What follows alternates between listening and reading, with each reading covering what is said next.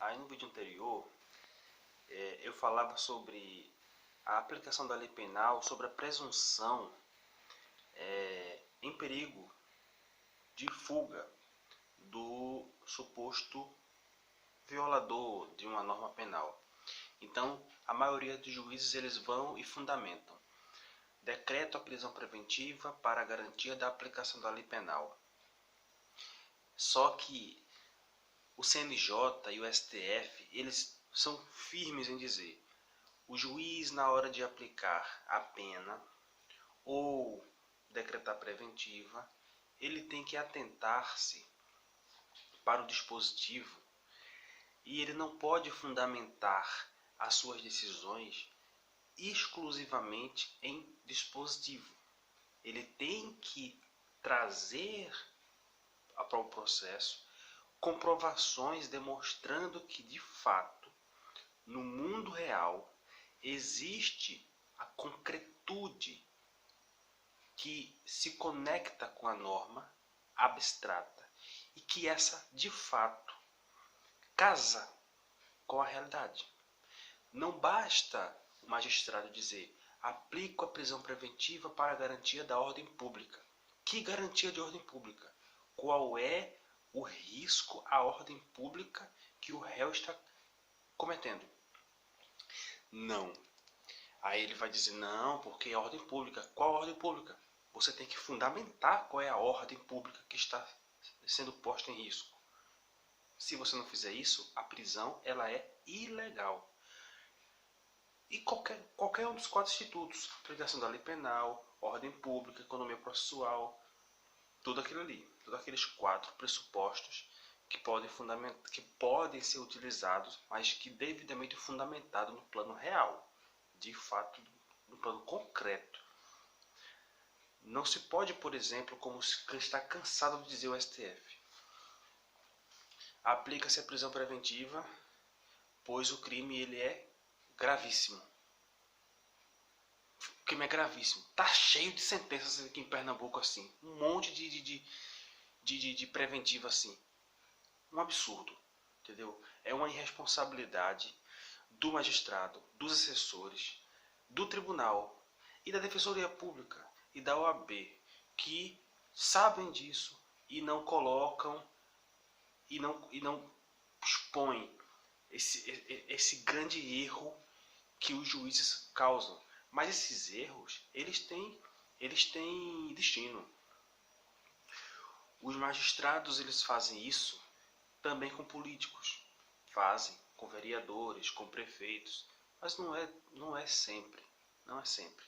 Isso é muito mais comum para o pobre, para o contribuinte, para aquele que não tem dinheiro para pagar um bom advogado, que fica dependendo da Defensoria Pública, que não tem um corpo muito forte, pois são poucas pessoas à disposição da sociedade e eles têm que ficar dependendo da Defensoria Pública. Que não estou dizendo que elas não são competentes, pelo contrário. Para passar no concurso para ser defensor público, a prova exige um conhecimento semelhante a magistrado, promotor, semelhante, porque ele tem que dominar um pouco de todas as áreas. Mas a questão que eu imagino a OAB, ela tem um pacto com a sociedade, que seria o de defender o Estado Democrático de Direito, de zelar pela Constituição, de defender a Constituição. Tá? O STF guarda a Constituição, mas a OAB ela tem o compromisso de defender o Estado Democrático de Direito e defender a Constituição Federal, os princípios dela, a dignidade da pessoa humana, os direitos fundamentais e os direitos da dignidade da pessoa humana. O que você não vê isso acontecer. 32 anos que a Constituição Federal foi promulgada, quero dizer, e ainda você vê a situação carcerária no Brasil da forma como está. São 30 anos que não mudou. O que a OAB fez para mudar a realidade do sistema carcerário. O que ela vem fazendo? O que impede dela? O que impede, por exemplo, do presidente da OAB chegar e colocar juízes na corregedoria, fazer desagravo, expor ele na sociedade para que todos vejam a realidade dentro? Os advogados não conseguem nem serem respeitados em audiência. Os magistrados são os primeiros a humilharem delegados que não respeitam. Eu já vi cenas de delegados humilhando advogados porque eles se acham melhores, entende? Eles acham que a falsa estabilidade que esses idiotas que entram no governo, eles são infelizes. Porque uma pessoa que entra para ser delegado, para ser juiz, promotor, defensor, ele se enche de uma droga que é uma deficiência mental, que essas pessoas acabam sendo vítimas por acreditarem que as pessoas devem se humilharem a elas, que devem um respeito que não tem medida. Elas entram no serviço público para serem servidoras públicas. No entanto, elas não conseguem cumprir com a promessa que fazem ao assumir o cargo. Então, você tem, por exemplo, juízes que pegam uma sentença, que aplicam uma sentença. Por exemplo, eu já vi sentenças de homicídio qualificado. A pena é de 12 a 20. Um juiz aplicou a pena de 20 anos, reduziu um terço, porque foi uma tentativa de homicídio, e depois reduziu mais um terço, não lembro por que foi. Eu sei que a pena ficou em 17 anos. Até onde eu aprendi, você começa dos 12 até chegar aos 20. Aí você vai olhando causas de aumento, agravantes, atenuantes, causas de aumento e diminuição.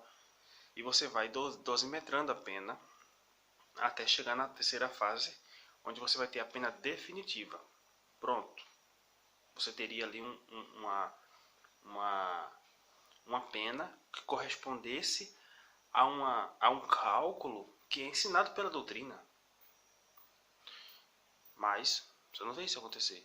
Eu vi um caso, por exemplo, latrocínio, a pena mínima é 21 anos. A pena mínima é 21 anos. O cara foi acusado por latrocínio e pegou 23. Na sentença não fala por que foi 23. Não fundamentou nada. Nada.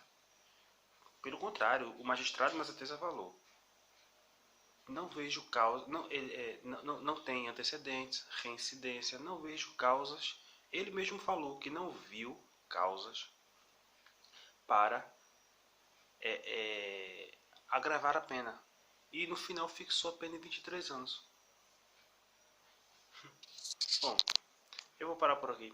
Depois eu continuo no próximo vídeo falando mais um pouco sobre recursos. Agora, os recursos que eu vou tratar no outro vídeo vai ser os recursos nos tribunais superiores.